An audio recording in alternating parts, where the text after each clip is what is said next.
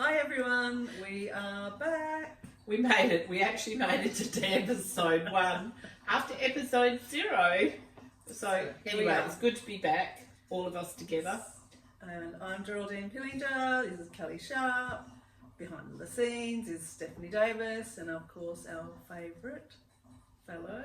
Who's lying down at the moment. I'm sure, oh, look there, see, he came up just for a little quick one. I think he's going to be a permanent fixture of this podcast or this story. He is. So, what are we talking about today? What are we talking about today? We kind of have a bit of a plan. The phrase "be left of centre mind shift" comes to mind. And so when we were talking, Kelly, about this episode, yes, you described a left of centre mind shift. Yep. So maybe, as a follow-on to the still frame. As a follow-on from still frame. Yeah. So maybe we could. Well, let's talk about the week that just was, and while we're gone beyond survival of the week that just was. I don't think we'd be on survival at all. You're talking about with what happened in Iran and everything. There's a lot that's happened in the last week since we were last here on camera. Yep. Israel bombed Iran, Iran attacked Israel, and now US has stepped in. It's almost old news, it's days old now, but we're in incredible times, really. Yeah, well, we don't know what's going to happen next, do we? Because Trump said, originally, it's been corrected now. Yeah. But, Trump continued to say that, we got the enrichment, we did it, Still looking for his Nobel Peace Prize, which is just ridiculous. Yep. But anyway, so that was part of the political we've heard it all before, and it's just like a one. And it most definitely is not a left of mind centre. Exactly. It is exactly. It's right brain there, extreme right. There's no doubting about that. Well, that's probably a perfect segue to what does a left of centre mind shift mean to you, Kelly? When we were talking about it. Let me see if I can. So I kind of came up with that phrase. No, okay. I gotta have a cup of tea first. Do you want a cup of tea? I'll have a cup of tea. Yes. We just made some nice chai tea. The proper chai tea, the homemade one, not the one out of the tea bag. So basically, the reason I kind of coined that phrase of, left of mindset shift or left of mind centre is because when you go into that creative space, it's mostly a creative space or a meditation space. It's the only way I can describe it is it's even when you're sitting here and you're in your everyday kind of mindset, what you need to do maths or whatever. But when you go into the creative space, I can physically feel my mind kind of do this click in to another part of my brain, and all of a sudden, whatever it is that I'm doing before me, I see it differently. I don't see it as a 1, 2, 3 sort of exercise. I think every artist or creative experiences that when they, because even sometimes, I'm sure you've had the experience. You're drawing and it's very technical because you haven't yet clicked over into that other space that we go into, and that's what I perceive as the left of mind centre, because it's not survival mind. It's a different mind.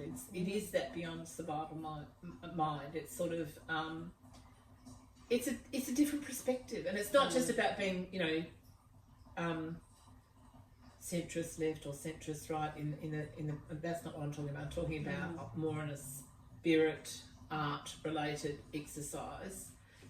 And I think even like photographers who would report on war times, and they shift into that space, they would see things through their lens, or even the artists that might draw scenes, immediately different, because it almost in a way kind of separates you and puts you in the observation space. And that's not a cold thing.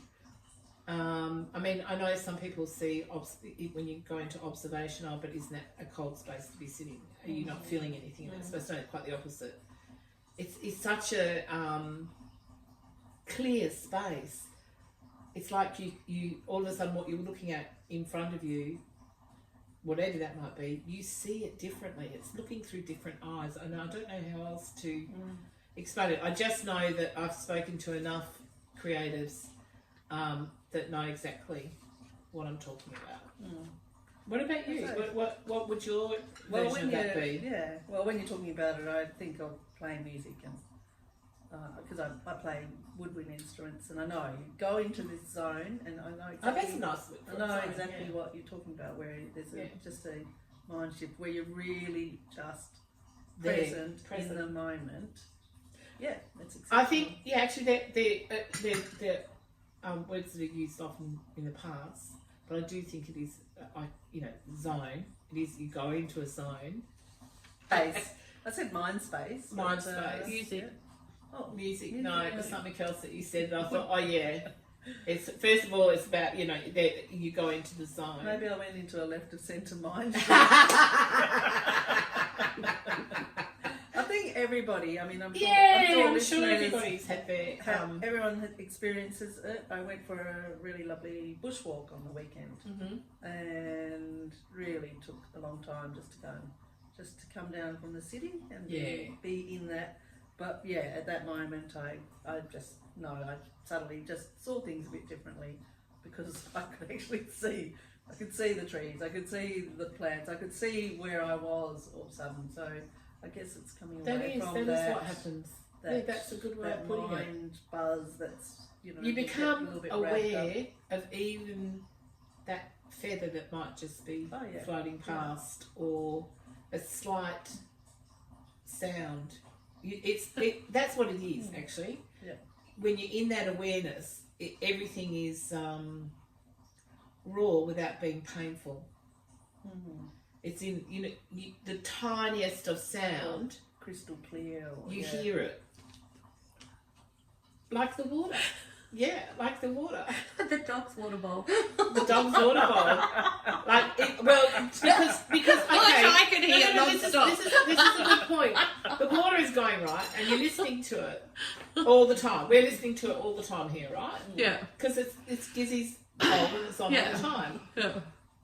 So it becomes numb. You don't pay attention to it. You don't hear it. You stop hearing it. Until you start filming. Exactly, because we're in that mindset. Right now I'm in that left mindset. So when you shift, when you have that shift into that creative space, all of a sudden you become aware of the sound of the water. Yeah. Do I need to turn it off? off? Of the ant going across here. Is there a cockroach? Don't tell me there's a cockroach. No. But do I need to turn the water off? No, not at all. No, I love it. Okay. I find it very relaxing. So I'm just wondering what... Well, I think about probably that creative process and why I kind of got sucked in, and that I know that is where we probably should be. Yeah. 24/7.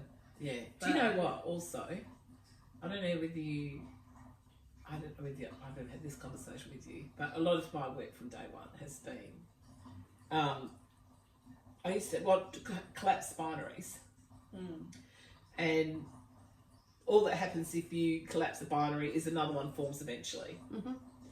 So, but I was obsessed with, okay, let's do it again, because every time you collapse a binary, there's that, just even if it's only a moment, like just a second, there's that peace, that feeling of peace and bliss, just for a splitting second when you've collapsed that binary.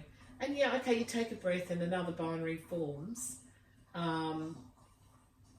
But I was more interested, I think the reason I kept sort of deliberately in my work trying to collapse binaries all the time, and just what I was actually seeking is that moment, is that feeling again. Yeah. And but that's the problem. It's like we sort of said in the intro, it's fleeting. At best it's fleeting. We don't get a chance to, unless you're monk who's meditated on the mountaintop for the last 20 years, maybe, you know. You don't get to stay there for very long, especially in the chaos. So my question was, again, even speaking into the left of mind centre, when can I practice that in the chaos? When can I still have that experience regardless of the chaos going on around me? And that hooks in for me with what's going on, you know, in Iran and Middle East, and anyway, the war zones. Let's just call it the war zones. It's crazy shit going on over there, and it's so heinous war. It's like absolutely pointless. But you have a handful of people in power that have their agenda, whether it be power, money, or region or religion, and it's so stupid, so incredibly stupid. And then the police get involved. And everybody's making decisions for everybody else. Nobody's... And who pays the price? The civilians and the soldiers. Because of a handful of crazy people. And to be able to stand in that pain, to be able to stand... And imagine, we don't know it, Geraldine. We're not in war zones here, right? I've got friends who've been in war zones. And I've got friends who are currently in war zones. And we can't possibly imagine the horror of that. We cannot imagine what they are going through. Can you even imagine someone coming through down the laneway with a gun and come into the house and take over and want to kill us? No, I can't No. personally. But No. I think But it's that's probably what's part happening. of our... That's what's happening. Yeah. Or you're Part of you in, you know, you with your children and you can hear the missiles coming over, and are you going to be lucky tonight? That's crazy shit. That's insane shit and pointless. Absolutely pointless. So when you see what has just recently happened between Israel and Iran, it's like, you know, it wasn't enough. The genocide that's already been committed, that wasn't enough. Now you've got to go here. And then, and I don't know about you, but when I was listening to a few of the political podcasts, I was disappointed in many of them who says, oh, you know, I'm on board with it, you know, if you're getting rid of the nuclear thing. But the point was, that's not what his intention was. What his intention was to be now the biggest reality star on the planet. You know? That's what that was about for him. He's not a warmonger. We know that through Turnbull's words about, you know, when he had to deal with Trump in first term. But it's interesting that, you know, we're looking at, I guess, people on the world stage that are well recognised. It's interesting that who we're talking about is so, he's a polarizer. You know, it's all about polarity. Well, that's what he creates in others. So he's polarising people, and in what I'm seeing is we seem to be in difficult times and I feel like in some ways we're coming out of more divisive times. It's like the global version of Pauline Hanson. Yeah, it is, isn't it? Cautionary tale, yes. Yeah. But these are people that. You know, well, let's just not say people. You know, he only had. I feel like he only had one interest, that was to stay in the jail. Wanted to have the greatest reality show on earth, and the whole world's paying the price for that. The whole world, economically, military-wise, you know, security-wise, everything. And something came into my mind, but really now it's gone. Well, what's coming to my mind is it's beyond survival. You know, somebody who's just wanting to stay happy to in stay in survival. That's Yeah. the difference. That's the difference. Yeah. Yeah, that's the difference. Sorry, we're getting told to look in the camera. So how do we go beyond survival? Okay, no. It's a really good point to bring that up right now, because that is exactly what it is. So the difference. What's the difference between someone who wants to just live a good life and enjoy peace and everything, and a dictator, right? Who wants to control. It's a good question, Kelly. What it's all about, what they're interested in is money, power and region, right? And now we've got this crazy person who also wants, be the most famous person in the world for all the wrong reasons. So they are happy in that place. They do not want to have an experience of peace. They're not interested in living well and living peacefully, right? I think the normal thing is for humanity to chase that, to want to grow and be the very best that they can be, but just have a good life and be peaceful and be happy and have enough food and that basic sort of stuff. I think, and yet you've got these and what they do. I mean, obviously Trump's a disruptor, but he's now a disruptor. First it wasn't in New York City, then it was in America, and now it's in the whole bloody world. And being the disruptor that he is, what he does is expose the underbelly. Because there has been so much corruption in politics for so long, all across the world. There's no, and what you feel like you're doing all the time is choosing the lesser of the two evils. Because, but the right doesn't even give a shit about that. Their rage is so huge. And this is not just in America, this is what we're seeing happen across the planet, because they have no desire to move out of survival mode. It works for them. In survival mode, they get to have the power, the money, and do whatever the fuck they want. We're probably never going to get monetised because I use the word fuck so often. That's why I think that's ding, ding, ding. But yeah, and I do think that is precisely what Beyond Survival is. What's the difference between people like these heinous beings who commit all these, crimes against humanity, and people like you and I that get up every morning and all we want is just to be happy and enjoy our family and our friends? I think that's it. Well, we have a desire to move out of being constantly in survival mode. And these are the people, this is the thing that pisses me off the most, these are the people who put us in survival mode and keep us in survival mode. Well, so you don't, that's their intention. I'm not saying that's what we do, but think of all the people who don't have the ability to think outside the square, who don't have the left of mindset to shift, right? Those are the people that I think about and care about, because they have no choice. They've just got to get up and get food on the table. That's all they've got the energy to think about, you know? Yeah, and they are, and if you look at what Trump's doing in America at the moment, you've got that playbook of Project 2025. He's definitely using stuff out of Putin's playbook as a layer. I reckon if he could make America into a larger form of guitar. He would be the happiest person on the planet, because his family would be the royal family, and everybody else would be the minions.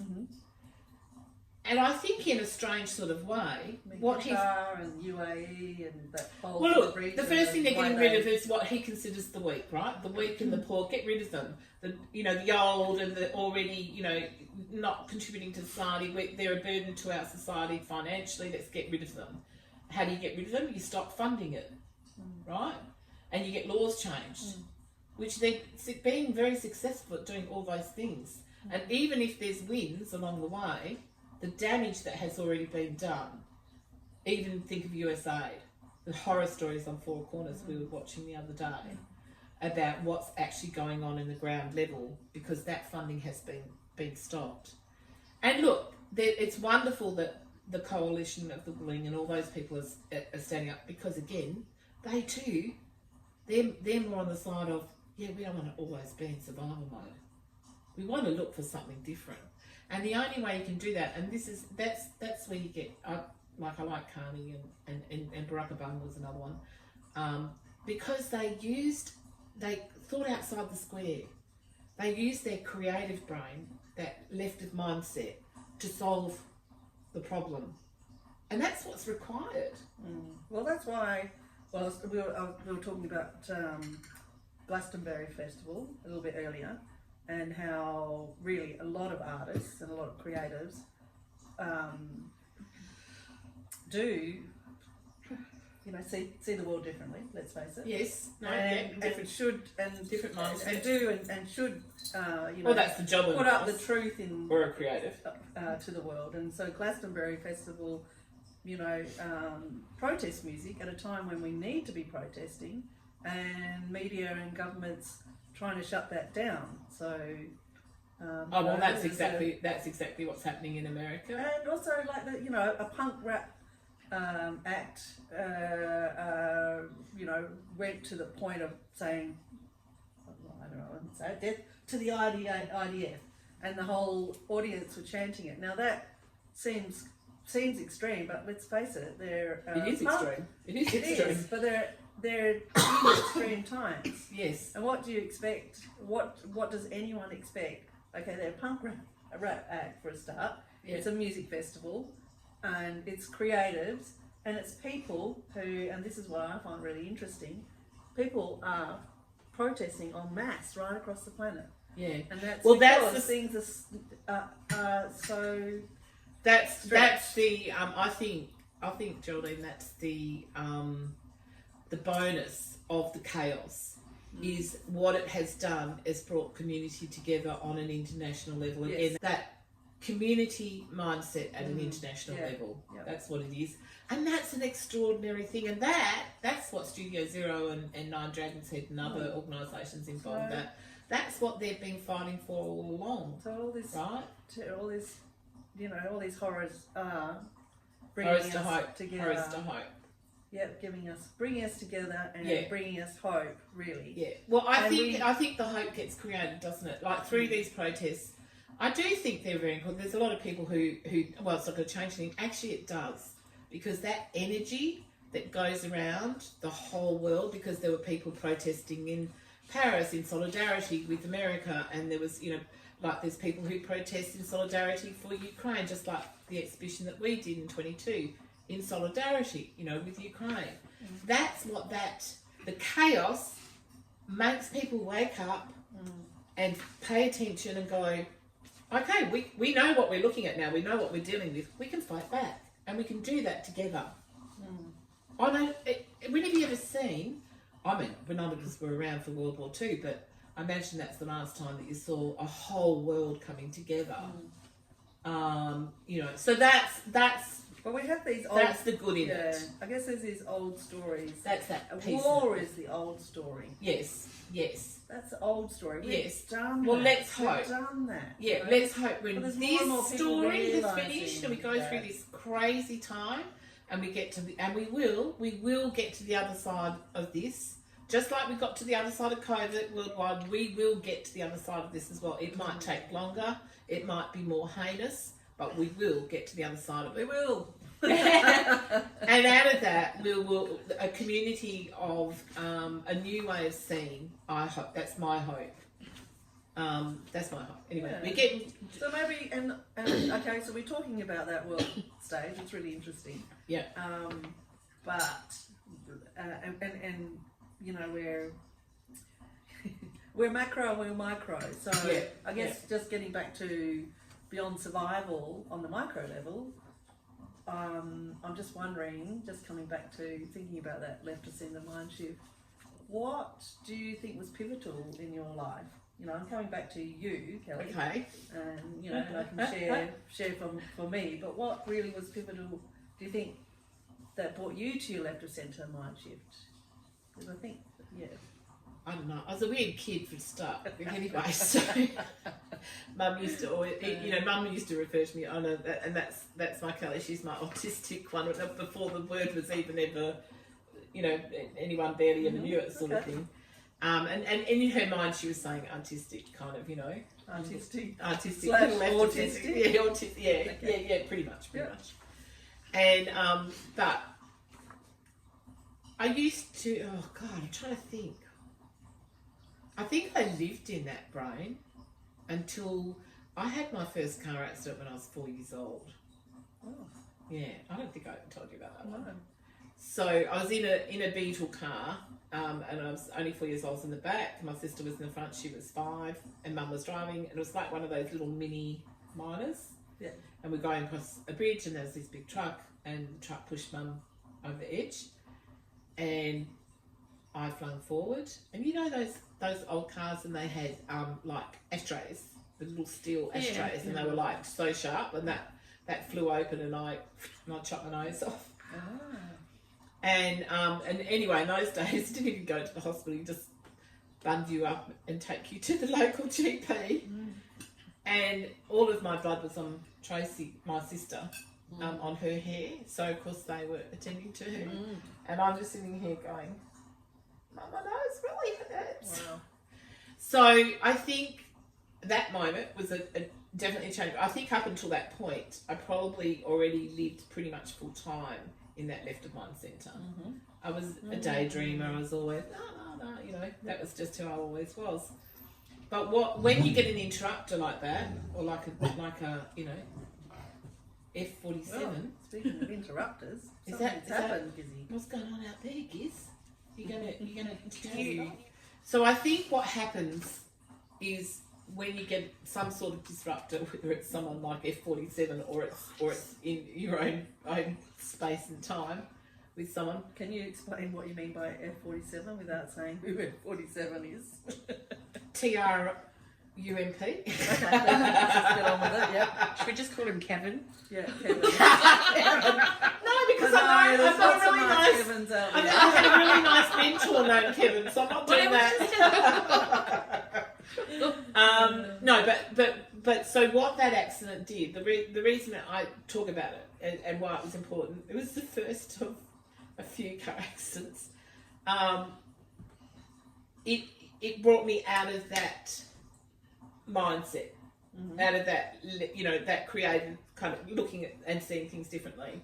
Now, I might have gone back in and out of it a bit, but by then I was going to kindergarten as well, the following year, I think.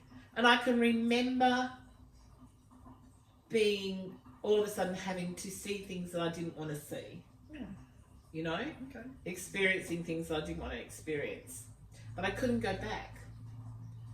I can't, and I was also born into a family that was very much, you know, very pragmatic and, come on, enough of that daydreaming. You got go down and feed the horses, or you got this to do or that to do, you know. But I do think that was the moment that I was taken out of that creative space or that mindset that we're talking about, and that forever more different after there of going in and out of it. But that was a fairly significant moment as far as all of a sudden I had to, I think, you know what it was? All of a sudden I had to be a human, and I didn't really like it. Oh. No, I wasn't happy about that. You were We didn't like people. yeah. So anyway, So, okay. So how do you think that like contributed what was to you, your personality, or your development really as a person?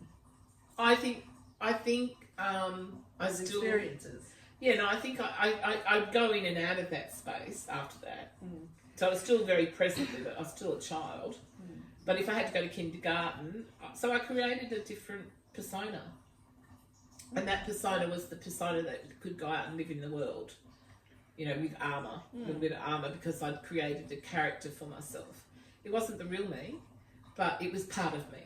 I created that part of me to cope really with the world. So that was how I then went into the world and was able to, I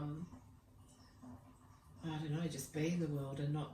I think if I didn't have, and as I said, I had 2 Sagittarian parents who were amazing people and very grounded. So I think their grounding helped me shift into that. I don't know. Somehow they knew what I needed, and that's what I did. Anyway. Is that the explanation that you were looking for? I guess when you said car accident, I thought you were going to talk about the car accident. No, that was just the first one. That was the first time that I remember distinctly being taken out of that creative space that I was living in all the time, and then all of a sudden I had to be human. So, what changed in my life and where did I change? That was the first moment. yeah. So that's that shift. Did you have any other childhood experiences that made this or was important for this shift? Well, I lived in that creative space up until Yeah. that point. So I was only talking to spirit. Right. I wasn't. I don't have very many memories because I have maybe 3 significant memories before I was 5, and they were all trauma related. Right. So, and again, I think it's what brings you out of that space is some sort of trauma or some sort of shock or some sort of some event like that. Otherwise, I was pretty settled in that space. Mum used to say she just talked to me and I just wouldn't answer. So I think because I had my whole world, I had a whole internal world, which was fantastic. So why would I want to come out of that to the crazy over here?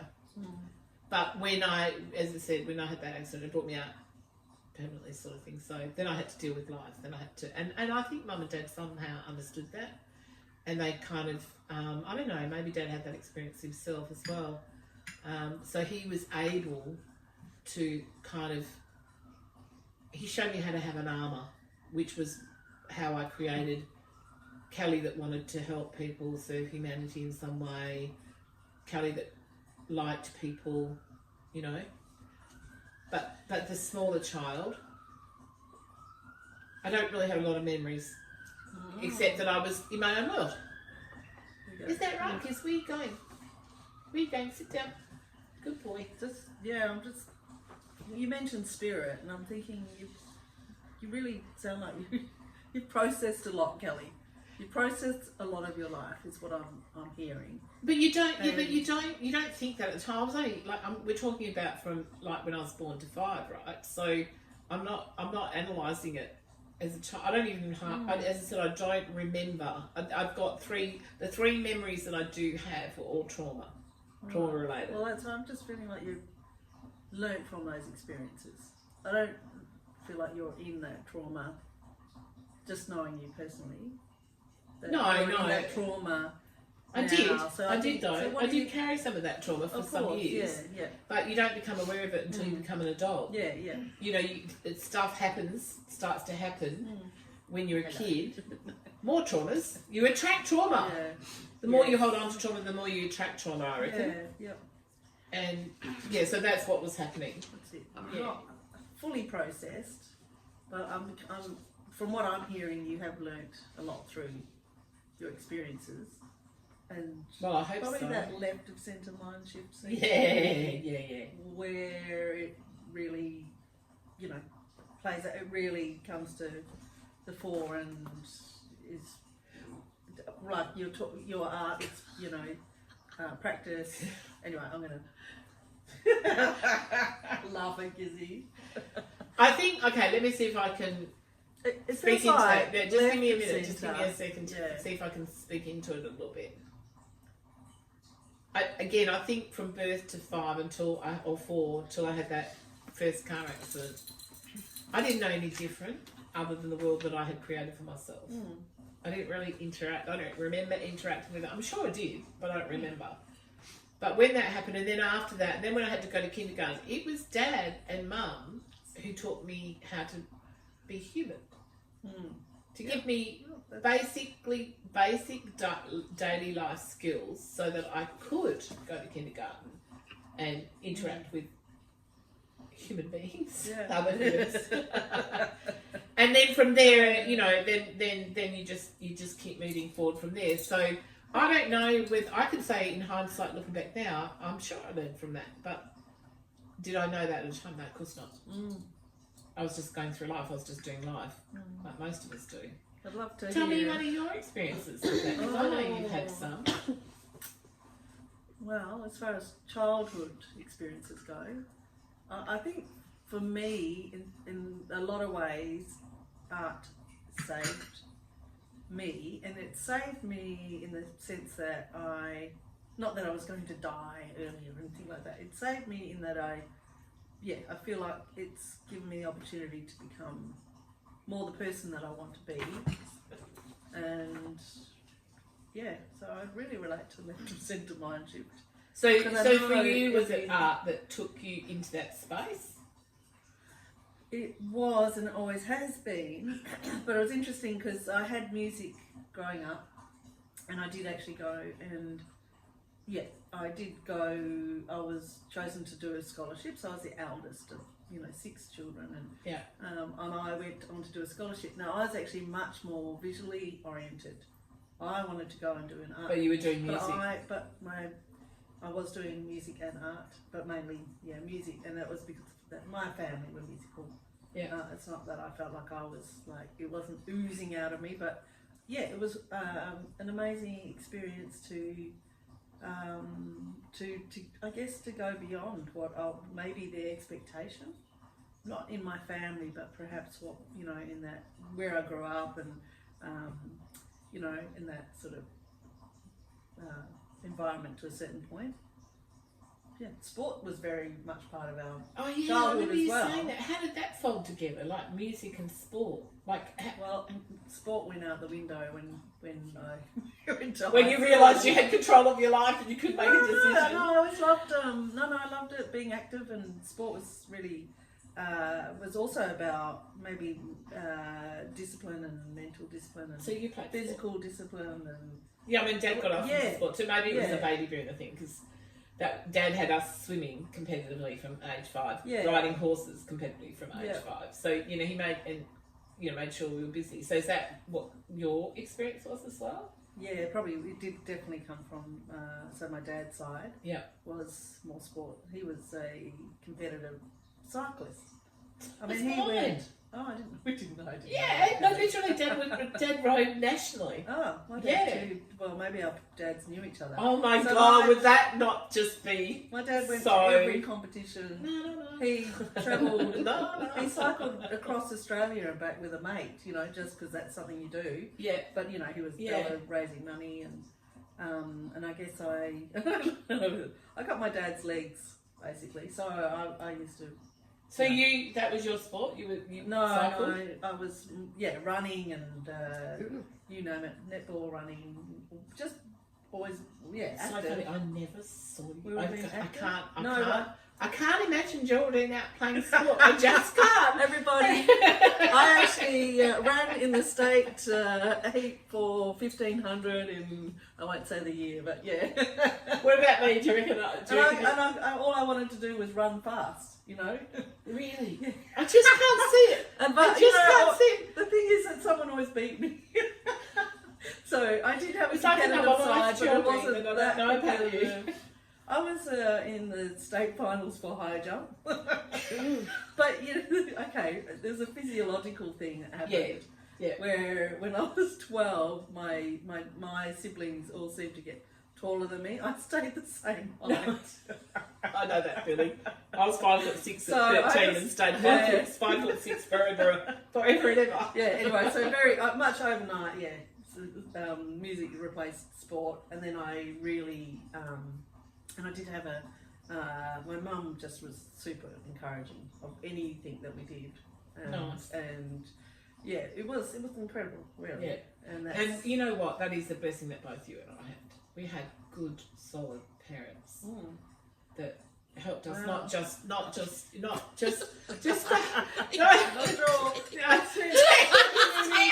Steffi, come get some tea. She's hanging out for the chai tea, and it is delicious. It's terrible because it's gone. It is delicious, and the poor darling. Oh my God. Sorry. Do you want to pull up a chair? No, we're communing about, did you play sports? I when you were a did kid? play sports. I was a... Is that every Australian kid who just had to play sport? Yeah. I At was least a my sports was swimming. championship and swimmer. riding. It's just swimming. Yeah, that's all one you have to do. Really. Yes, and I held the record for 400 metres butterfly at Bill Goman's swimming pool Wow. until a couple of years ago.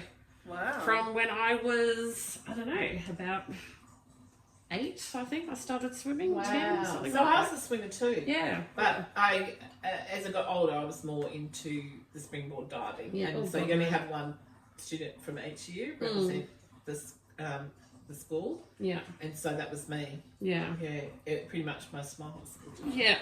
So yes, mine was swimming, netball. I have no idea why this is important for us. Hated to running. Expose Absolutely. us creatives had these sporting lives before. Well, that's because we were forced to do it. Yeah, but I still really love. I loved still it. to this Yeah. day. Well, actually, I love love swimming. Yeah, I love I swimming. still Yeah. to this day love swimming. Yeah. And if my body could jump off the diving board today, I would do that too. Yeah. Still today. And just so you know, guys, we've got a big Olympic-sized pool across the road, literally across the road. And I do go up there and have done for many years. But it's also the pool where I swam as a kid. So when I didn't live this way. Yes. But yeah.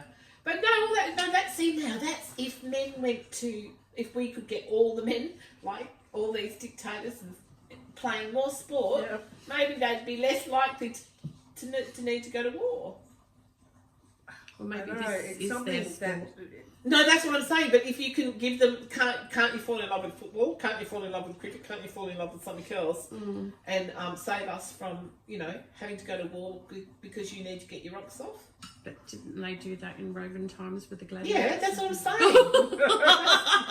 Yeah, but what I'm saying is, no, that's a different kind of sport. That's different. But wouldn't it be? No, I do think there's something in that. You know what? I bumped into a young man down at the park,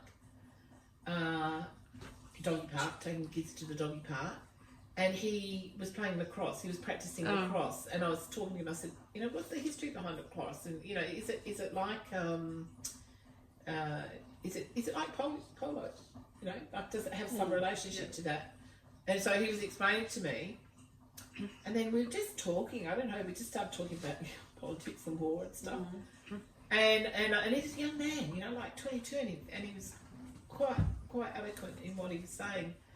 And I said, you know what? I think the more young men and women can play sport, maybe, just maybe, they get what they need from that, and they don't need to go off to war or create wars. Would that be an simplistic dream? But, exactly, and that's probably why I draw back on that opportunity I had to go to, a school and do a scholarship and really explore that with a good, bad and indifferent, because I wasn't the best at what I did, but I really you got the value out of it. Yeah, I did. I absolutely did, and also I found visual arts through that experience, because I was with people who were more, I suppose, orange and poppy seed cake. What is orange and poppy seed? Yeah, amazing. So Thermomix. And the recipe will be at the end of the segment. Yeah. The what? The recipe. Oh, okay. All right. Because didn't we say that's what we would do? You did. Yeah. We're eating, Fiona made yesterday, she's another Studio Zero team member. It's an orange and poppy seed cake. Now, she made this in the Thermomix, but it's just the same ingredients and everything. Thermomix just makes it quicker and easier. But I will post it.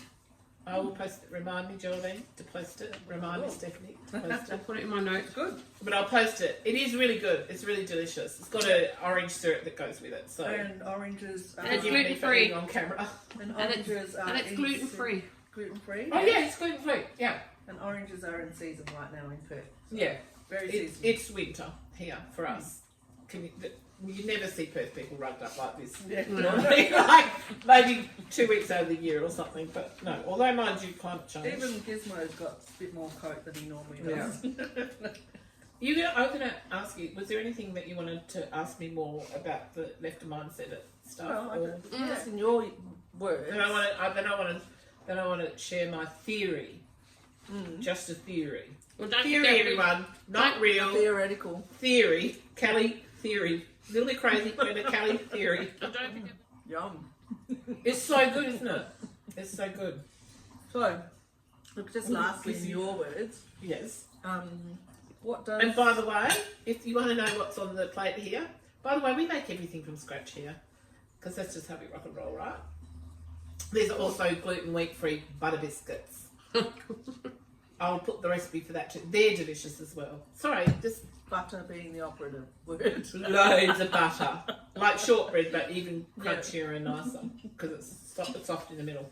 So just lastly, I'd just like to ask you, Yes. in your words, Yes. what does beyond survival mean to you?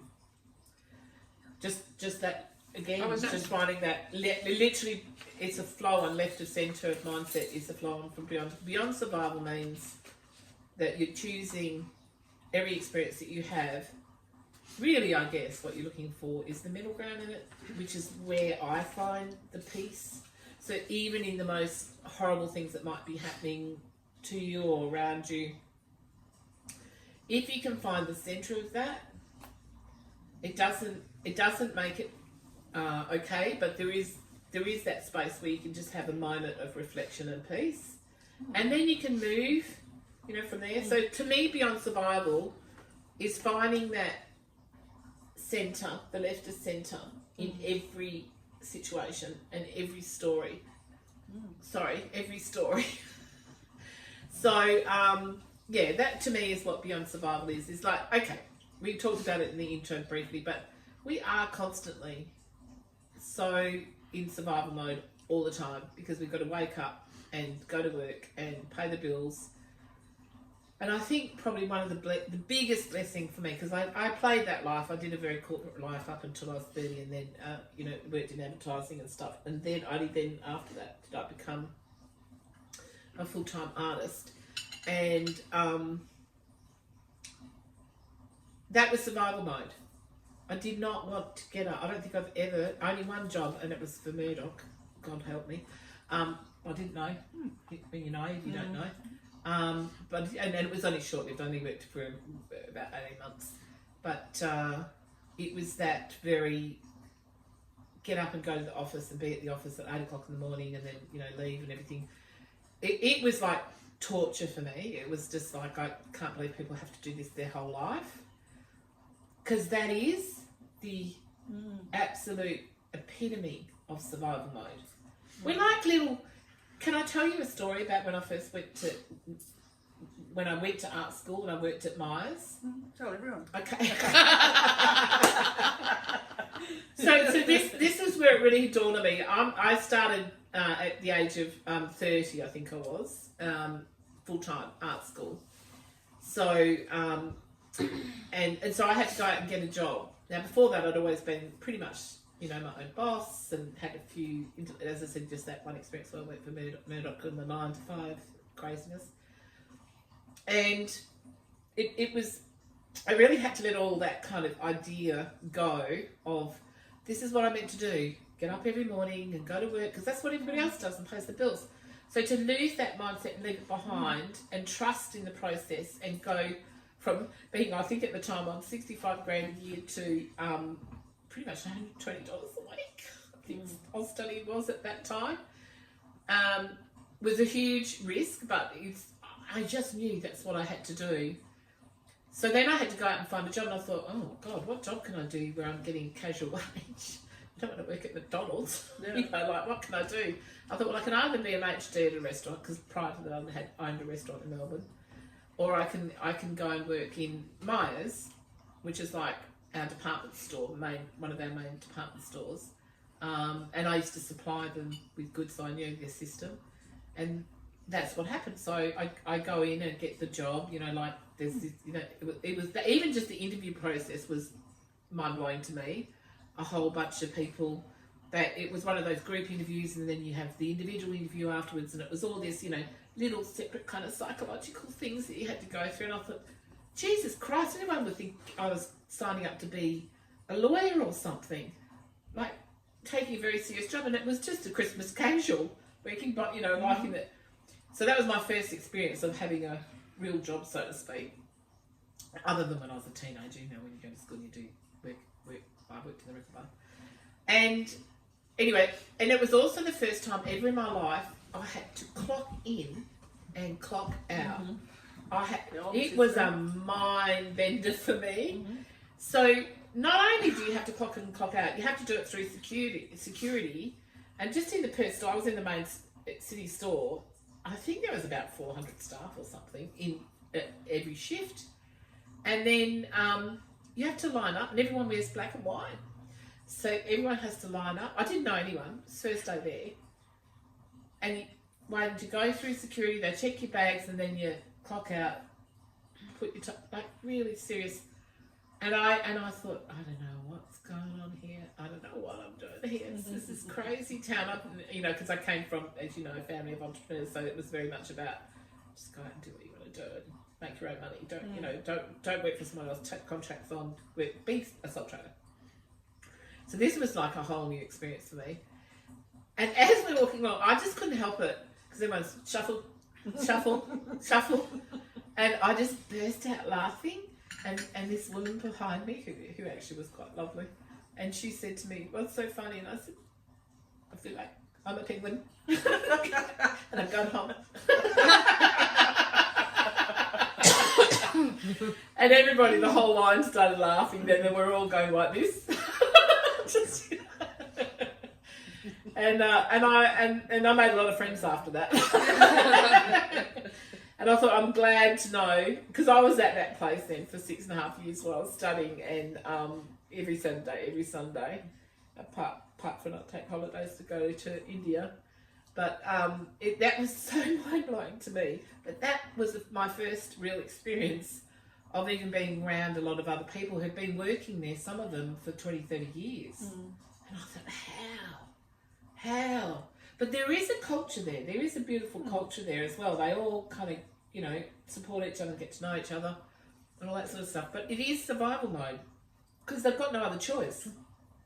Unless they decide to go and, do further studies or whatever, or if they don't have the courage. Because I over the years, I made quite a few good friends with the counter managers and in the cosmetic health department. That's what I always worked in health and beauty stuff, even in advertising, and they were sort of getting to a point where they felt like they wanted to get out of this, and I said, well, I'll help you. I mean, I know people who, the cosmetic companies, if they're looking for an area manager, you get a car, you get, you can be out on the road, and that's what I had been doing, in my 20s, and so I lined them up. Only one followed through, the other one didn't want to, and when I asked her, because they're both very similar in nature, both good catamounters, they could write whatever job they wanted. And when I asked her, why didn't you take the job? Why did you? And she just said, it just felt too risky.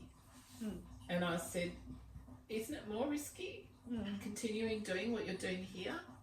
Now, eventually, years later, she became a business manager there, so that's good.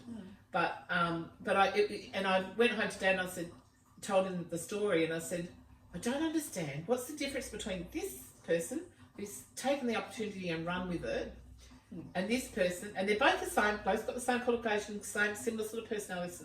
And he says, really simple, Carl, fear. Yeah. It's you have to have courage to step outside of that box. You have to find the courage. And it's scary as shit if you've never done it before. I was born into that, so what's more scary to me is going to a black and white box every day doing the penguin walk. Yeah. But I was lucky, I did enjoy the 6.5 years of that, but I knew it wasn't permanent, and I knew that it was only weekend, and I made some really good friends, some really nice friends.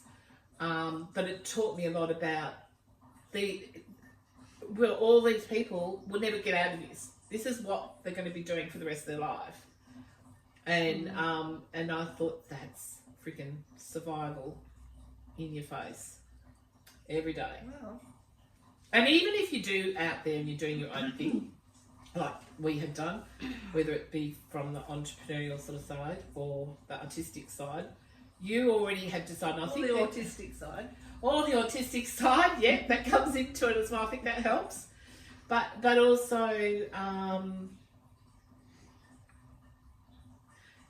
think we're blessed. We're lucky to be able to even have that experience. When you look around and you see most people, they're only thinking about getting up and putting food on the table. That's survival mode.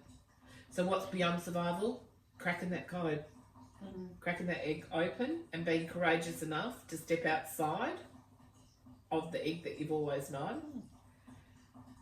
And that is... And just and you just have to do it. Absolutely It's like relevant. yeah. Well, I remember when I just told the family and friends that I was going in our community. You know, loads. You can imagine a whole community worth of self-made millionaires, right? So they were all about go, sort of go out there. And it was the 80s. Well, that's all you need to know. It was, you know, crazy of the 80s. And I remember, because everyone used to put me, you know, and I was a lot like my dad, but they used to always think I was going to be the protege. I was going to be the next one. It wasn't me, it was Jodie, my sister. Oh. And anyway, so, what was I going to say now? I've forgotten. Does Something that mean about... I have to remember what you were going to say? I can't remember, folks. Oh, what was I going to say? What was Kelly going to say? It was something about beyond going to art survival. school, and I told the community, right? We were at a 30th. Did It might have been everyone my, it was my 30th, and I'd already started part time. And I said, no, I'm thinking about going full time. And then there was a wedding or something coming up, and so I met them up again. And it was like 2 years later, and by that time I was well ensconced as an art student. And they would go around and say, hey, and they would explain to someone else that I didn't know, oh, she's just having a little siesta, aren't you, Kel? Like, you'll come back to the business world and the commerce world when you've finished doing whatever you're doing over here. And I remember thinking, no. And I said, sure. I didn't say that. I said, I'm sure I'll find a way to weave business into the story. Oh, God, did I just use a Trump word? Weave? You know how he talks about doing the weave? No! Got to edit that out. I don't follow him close enough to... No, it's a terrible, terrible thing. All right. My message in that was, even though everybody thought I had gone crazy and that I would come back to the survival mode or the survival model that they were all familiar with and felt safe with, there was this moment internally. I went for another job, a big job, and it was probably the job in the work area that I worked. There's only about 5 of them in Western Australia available, and they only come up when someone retires. And I got, you know, interviewed for one of those jobs, and we went to, you know, the final sort of interview. And I'd just been to art school and gone straight to the interview. And as I was walking out, and you had to hand your security badge in and stuff, and he sort of, you know, in the interview it sounded like, you know, you'll be fairly autonomous and you'll be your own boss and all the rest of it. This is how I made the final decision to go to art school full time. And I thought, oh, that all sounds good. But as I was walking out, yeah, his voice tunneled down this atrium saying, because I was heading towards the security desk, don't forget to put your security tag out. And the hairs on my neck just went up my spine, because I thought, you are not who you say you are. If you need to micromanage me about a security badge, there ain't no way I'm going to have any autonomy at all. I walked straight out of that huge corporate office, and I never would have went into another one ever again. Great. And I walked, and the art school was round the corner, and I walked to the art school, and I said, okay, I'm going full time, sign me up. Because I'd already been accepted, so I needed to sign a bit of paper. So I went back and signed the paper, and that was it. And then I went from $65,000 a year down to $120 a week. Yeah. In that nanosecond. And this is that's what I'm saying. Great. So it takes courage to do that. The point is, everybody, you have to find that moment. If this is what you're looking for, if this is what you're wanting to do, if you're wanting to move beyond a space of being in survival mode, the first thing you have to find is the courage of your conviction. Whatever it is that your heart wants to do, and you know, and you've known it for a long time that that's what you should be doing, courage comes first. Follow the cues. You got courage. You just got to have courage. But even to though step you into were the unknown. talking about the physiology of your body was telling you, wasn't it? Yeah. You went get goosebumps or something. Yeah. No. It was right up I knew straight away in that moment, I'm going to art school full time. I am no longer of this world. I need to get back to my real world. Because for me, art was the real world. And I was finally going to be able to do it full time, and I couldn't have been happy. And it was the best decision I ever made. So if you've got a dream, guys, just do it. Just do it. If you haven't cracked the egg yet, because you've been too scared to, or because you thought you can't pay the bills, sometimes you just got to take the risk. I don't want you to be poor, but I got looked after. Take the steps. I got within 6 months. I was working at Myers on really good, pay rate on the weekends. I had started doing some. I used to do natural therapies and stuff, so I started doing, you know, reflexology and natural therapies and massage and stuff from home. Well, within 6 months, I had 4 to 6 clients a week, and that's at, you know, $55 a pop. That was enough for me to pay the bills and have money left over to go on holidays. So I think when you're committed and you just do what it is that your heart desires to do, somewhere along the line, you just get looked after. Read the signs. Where's the sign? Can we have protest signs?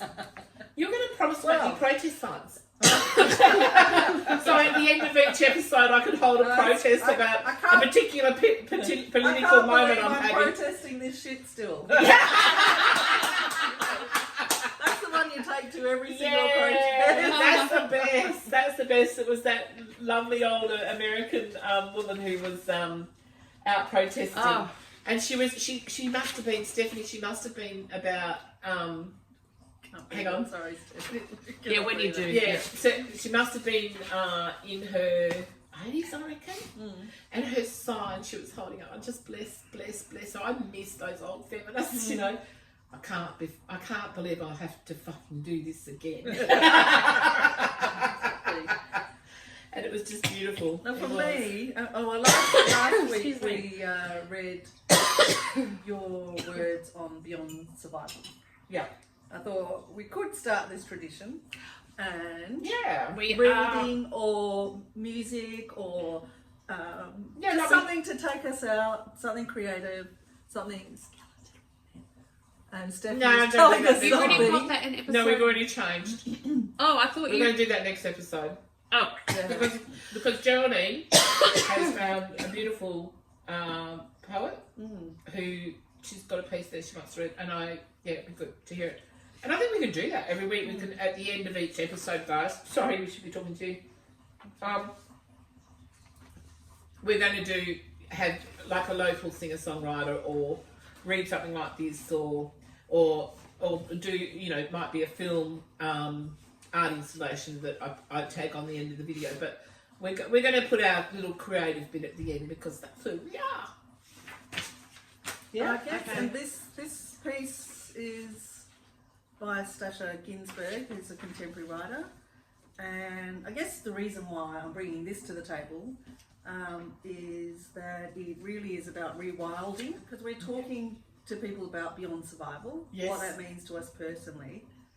And for me, at the moment, it really is, and it might be it's a cumulative thing for me. Yeah. But it is about rewilding and trusting the heart and following the. Can I ask the dumb question? What is rewilding?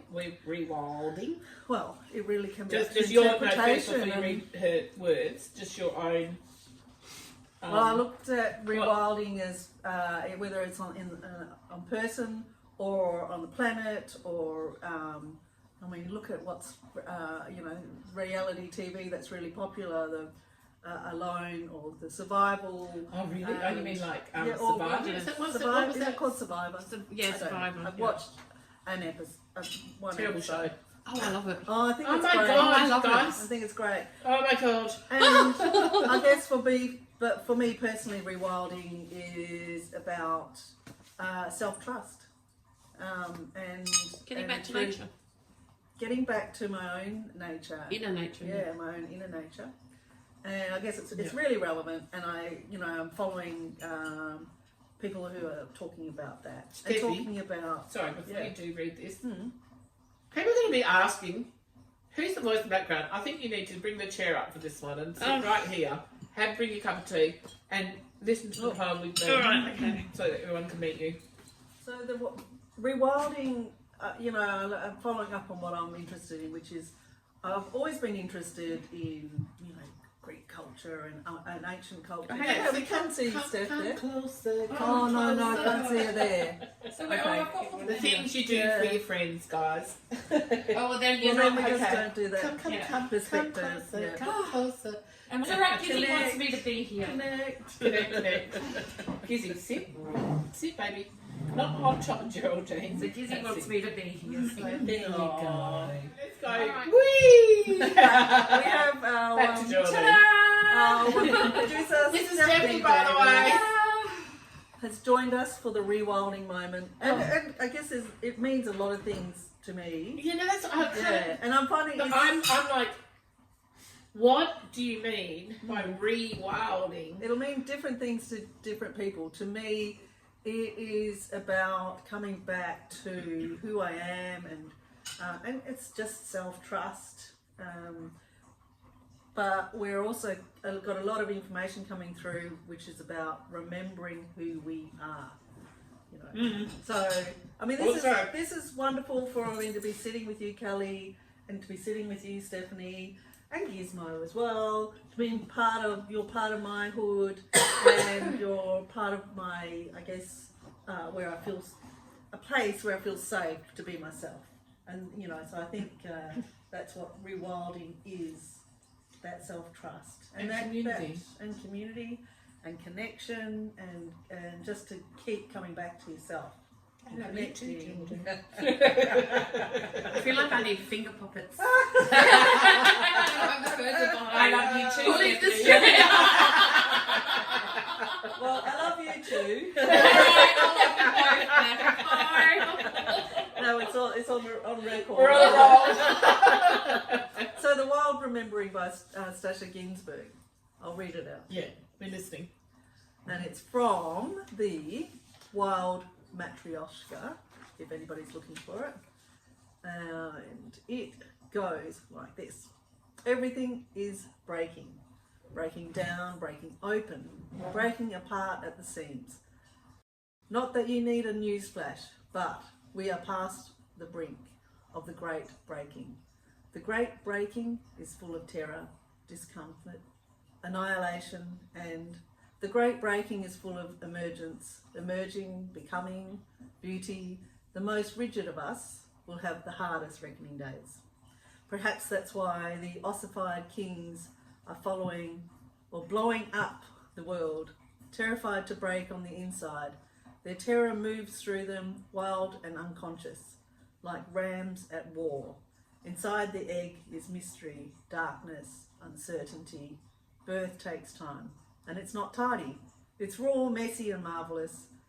Internally, much must break down to make space for the new, for conception, for the slow, aching process of gestating a new baby. A new story. There will be crying inside the egg, raging against the false machine that lives inside. The old structures must fracture. For the real story to come through, we are waking. Many of us, layer by layer, within the belly of the great breaking, cracking open again and again, watching the old world burn. As we stand on the edge of the new, protect yourself, beloved. In these vulnerable times, surround yourself with beauty. Eat beauty, drink beauty, sing beauty, story beauty, make beauty with your hands, with your heart, with your mind. What you focus on expands. Thread your inner parts with a golden beauty web. Bring beauty to a neighbour. Sing it with friends. Pray beauty, even for the foe. Even for the foe. Pray that the great river of remembering washes over those who have forgotten the most.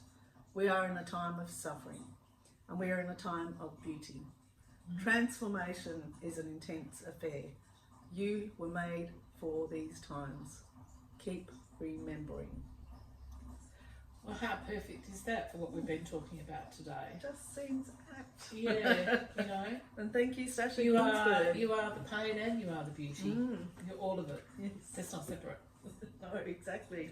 And the great contrast that we're living in, and the great. You know, it's funny because it like we're speaking about all these things. So I was thinking about that when I was watching back episode 0, like after I'd done some edits, and I was thinking, you know, the stuff we're talking about is really simple, basic stuff. Yeah. And it's so simple that, you know, I feel like, oh yeah, you know, Spirit 101 or Art 101 or Politics 101, but it still holds truth. So even if sometimes it sounds simple, or even sometimes corny, it doesn't change that it's still the truth. That those basic truths don't change. It is just about being kind, and it is just about wanting a better place, you know, not only of yourself, within yourself, but also for the whole planet, for humanity. I mean, For some reason, we just need to be continually, constantly reminded. yeah, of those and I basics, think so- that's why even when sometimes you feel like, oh gosh, you know, am I already speaking to the converted? You know, what's the point of these simple truths? And are they too simple? Like, they're all the questions I was asking myself when I was watching back. You know, I kept saying, are we being too are we speaking into this in too much of a simplistic way? That was my question. And I thought, you know what, it holds water still. It doesn't matter. It's like the protests that are happening all over America and the world. And many people say, oh, yeah, but it doesn't change anything, it doesn't change anything. But it does matter, because it's gathering energy and momentum and like consciousness and all of that. And it works. Yeah. It works. It does work. So that brought me back to just thinking about that. And that brought me back to, you know what? Sometimes it's just necessary to state the obvious. You know? Because we do forget. You know? And the obvious still holds truth. Well, Is my point. Comes back to our mantra. That's it. Yeah. This is Kelly's mantra, but I've adopted this mantra. I kind of forced you all into it. Even before we even dreamed of this podcast or doing this, because of everything that was kind of, you know, as soon as Trump, oh God, did I just say his name? And things went into chaos on so many levels, not just in America, but, you know, it reverbed around the world. Everyone went, oh God, here we go again. What's going to happen next? And I think everyone was really hopeful that he would just go into the Oval Office and not do any work. But everybody else is doing the work for him. He's just the patsy, right? He's just a reality TV star. And you've got the most heinous of heinous people. So anyway, and there was a lot of angry and depressed conversations going on in our community about that, and resentment that we have to now, you know, go through. And I think relatively lucky Australia, you know, compared to other countries, what they're having to deal with through the trade war and all that sort of stuff. We're pretty good. We're pretty okay. However, it does have a reverb. It does have a, you know, it gave everybody permission to go out and be bullies, you know, including all the, you know, regimes around the world, and just gave them permission to go ahead and do whatever the hell you want to do. So I kind of, I think before Christmas we were saying, we've got to remember, keep it simple, love, love, love. So I made everyone who was coming over here on a daily basis said, everyone, it's just love, love, love, remember, love, love, love, 2024. Then we hit 25, and the first 90 days, you saw the craziness that was going on around the world. And I said, okay, now we need to change it to laugh, love, and breathe. Laugh, because laughter, it is still the best medicine in the world. It does put endorphins around the body, that's just the truth of it. And it does give you a moment to just come back to the centre again, your own centre. And then just remember that we're lucky, for the most part, most of us, if you're not in a war zone and you're not living in America, we're freaking lucky, you know? The US is I've got so so many Australian friends who live in America, and one in particular who's you know, anyway, I don't want to say it, anyway, I know somebody who is married to someone who works in, and I think of him every single day of how's he doing, what's going on, has he got his head in the sand, is he, you know, like, it's frightening. It's also psychological warfare. Yeah, 100%. Yeah. I think it's psychological warfare more than anything else. Yeah. That's what That's what people dictators and manipulators are do. working through. Their goal is to keep you. I was going to share that theory with you, wasn't I? Yes, their goal is right. to keep you in that survival mode so that you cannot fight back. And what is so beautiful to watch in it, what's happening in America, the beautiful side of the horror, so horror to hope stuff. We're big on the horror. We did a horror to hope campaign, so we're still big on that. Is that the Americans are gathering together, they're gathering strength, they're having the conversation, they're fighting for their democracy, and that's the way it should be. Because there's no white knights on white horses or whatever. That's just a fairy tale, and the truth is you just have to get in on the ground level and just it's the footprints. Can I come back to rewilding? Yeah. I was thinking Can I about just it. leave? I won't go on too much. Why are you going to leave, Stephanie? I don't understand. How do they do that thing where I'm just going to slowly slide out? Just briefly. I'm not sure why Stephanie wants to check out of this conversation. I'm going to have that conversation with her afterwards. But she doesn't like being on camera. Yeah, fair enough. Oh, So- well, neither do we, but here we are.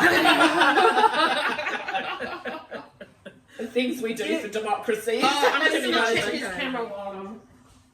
Oh, yeah, just turn it off. This love. one's gone off. Yeah, just turn Okay. it off. So, So you go back to the rewilding. Well, yeah, just briefly, rewilding is obviously in nature where planting native plants back into nature, and part of that process is actually weeding out the weeds, the real weeds that are So hang on a encroaching second. on You nature. mean? Oh, okay. So removing the weeds that shouldn't be there. Yeah, That will grow or- because something else, Yeah. somebody else, has Or got something else. reintroducing like the dingo or the top of the animal kingdom in that area, reintroducing the animals. Breeding that them have in the been- wild is what we should be doing. All this nonsense of zoos But and part of things. rewilding is, we have stories Yeah. right across the planet that we've, that communities and governments have, and corporations have basically denuded and destroyed landscapes and in parks as well. Well, you and I had that even as conversation simple as- recently about the indigenous paintings and they extended the license on the mining. Remember, the government just recently this license was meant to expire in 27 for all the reasons of it's an area where it's got some very important indigenous cave paintings, and they extended it to what was it? Was it 2030? 2070. Wow. Oh my god, I didn't even know I that. think it's 2070. For some reason I had in my brain, or maybe Well, maybe it was planning to close down in 2030, 20. and they've extended it to 2070. Is that it? Is that how Well, don't quote me on that because there's quite a lot of different, things happening. information on that? Well, But regardless, the point is that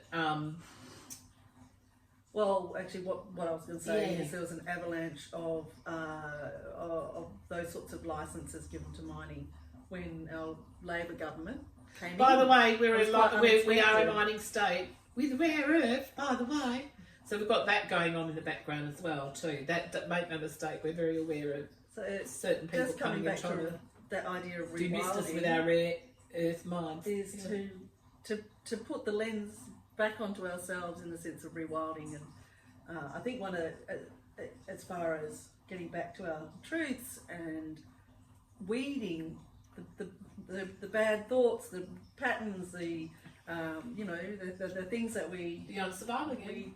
we know we don't want to perpetuate, Yeah. but we've got to find Right ways. right action. Yes. Even if we can get those things right. Right Right words. Right actions. Right action. Right thoughts. Mm. Just starting with that Yeah. alone, I think speaks into Yeah, what you're saying. yeah. That's the weeding. Yeah. To become the person Yeah. that you are. Yeah. You know. Wait, that we I mean, really it's yeah, like that we've that forgotten you who really we are are. the essence. Yeah.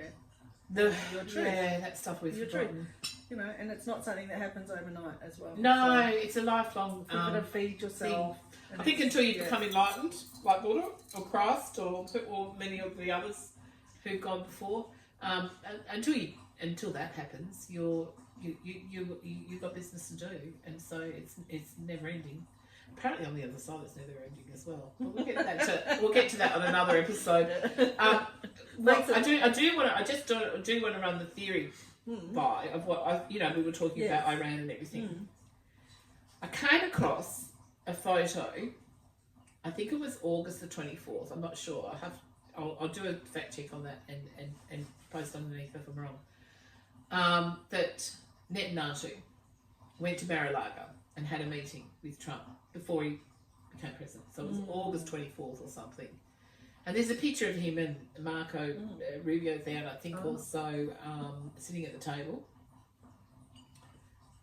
And something about that picture, I just looked at it and I read the article and I thought, oh my God, now I understand.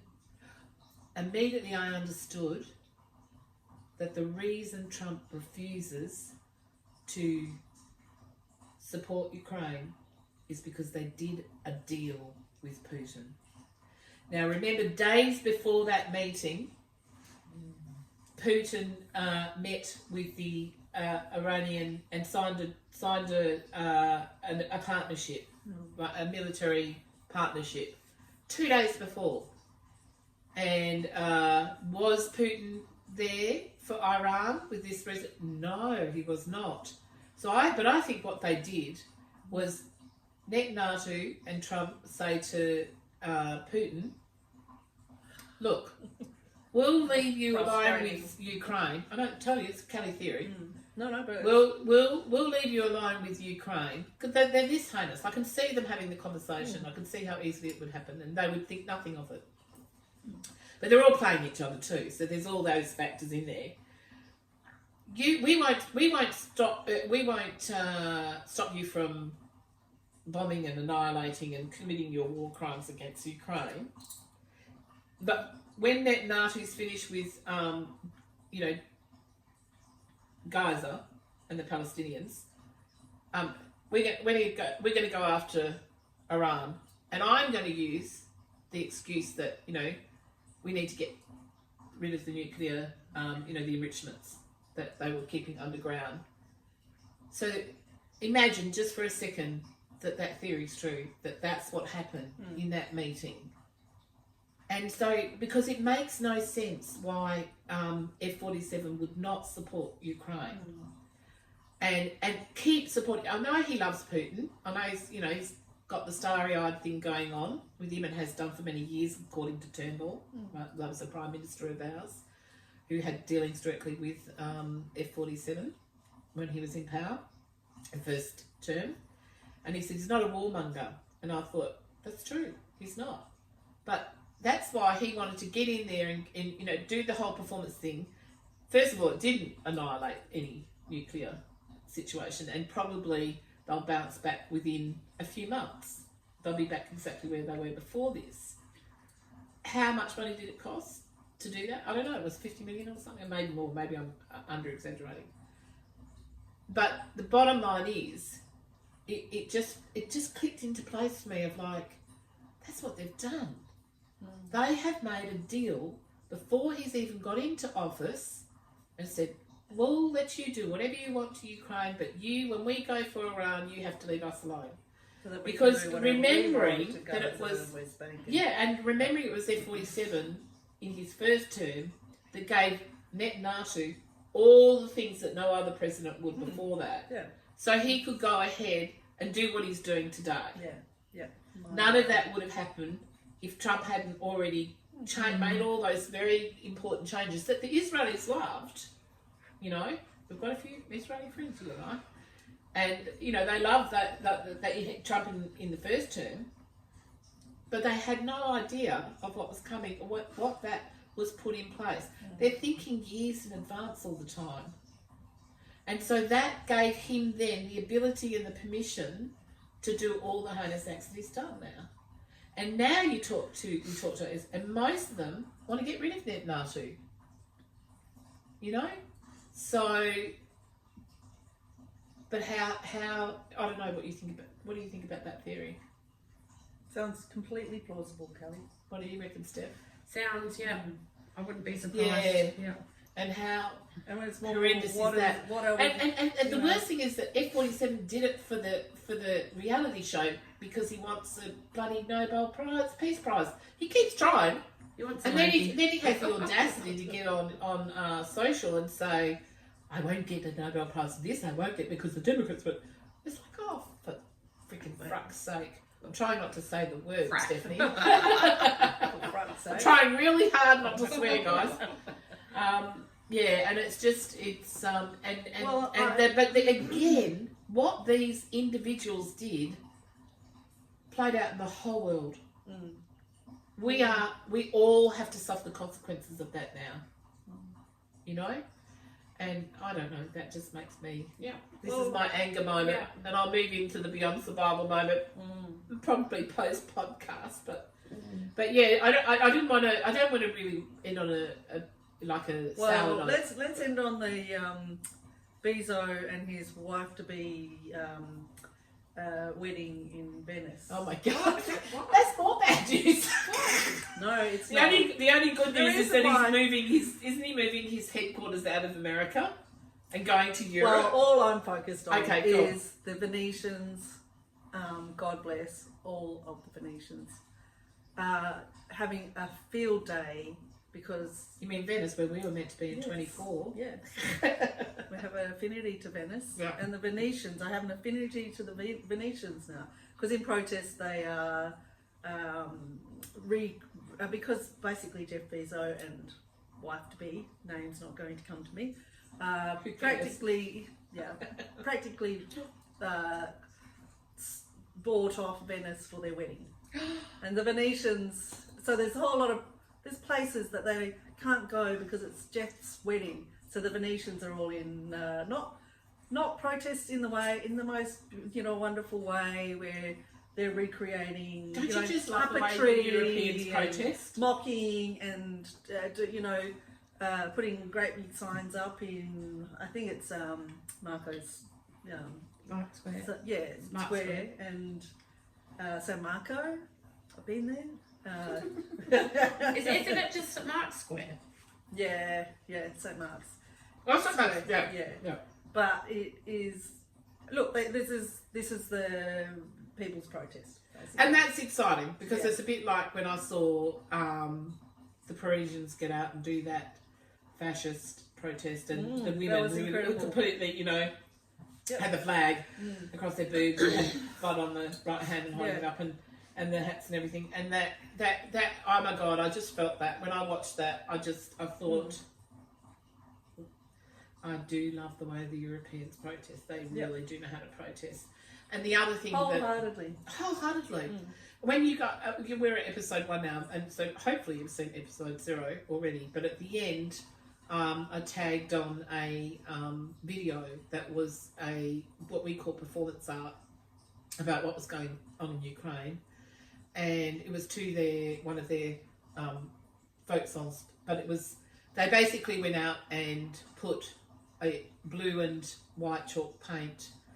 Chalk paint, spread it all out on the road in front of the Russian embassy in the UK, and then everybody else was standing around filming it and stuff, and then all the cars that were coming through, the buses were coming through, and the motorbikes were coming through, spreading, the blue colour. and the colour all over the roads everywhere. It was fantastic. Yeah. Made me cry, and I have a deep connection to what's happening in Ukraine because of participating in the Tbilisi, Georgia exhibition, and when war first broke out in Ukraine, and Tbilisi, Georgia has also got an area that's occupied by Putin, but so that's sort of hopefully you've seen that if you've watched episodes there. If not, go back and for nothing else, just watch that video tagged on at the end, and that's a good note. That was that I love the way the Europeans protest. Yeah. They are very creative in the way they do it, which is really good. Yeah, so that kind of wraps up Yeah. episode 1. Thank you to Oh my everybody God. for joining us today. Let's laugh, enjoyed the cheers. episode. Let's laugh. Laugh to your side split. Yeah. laugh until you do the belly laugh. Every day. You Love gotta fiercely. find something to And laugh just, about every just day. remember to breathe. That's what we're trying to do. Yeah. We're Just remembering to breathe. after you've laughed and loved immensely. Oh, you have to breathe once you've left. Then you definitely are. then you do need to take a breath. Then you go have a cup of tea and a piece of poppy seed and orange cake. And hope, yourself as I a said, cake. I'll put the chai tea recipe, Great. and I'll put the butter shortbread recipe, and I'll put the orange seed. and poppy seed cake Do we recipe. want to put up stashes? Let's A little put a bit of little- inspiration. Yeah, let's put a Maybe little. people can share their words of inspiration. Let's That put a would be little great. booklet We'd of love to arts see and that. stuff up for them. Yeah. Send in your words of inspiration Yeah, if you would like. We need We it. will set up Or your favourite recipe, and we'll cook it for you. Ooh. I can cook anything. Steph These won't be girls doing are like, that. I can cook anything. That's my Somebody joy. will be cooking it for you. Thank you, everybody, for Yeah. joining us. Mwah. Until next Yeah. episode, next week. Stay well. Yeah, and stay safe as well. Also stay safe. That's important too. Thank you.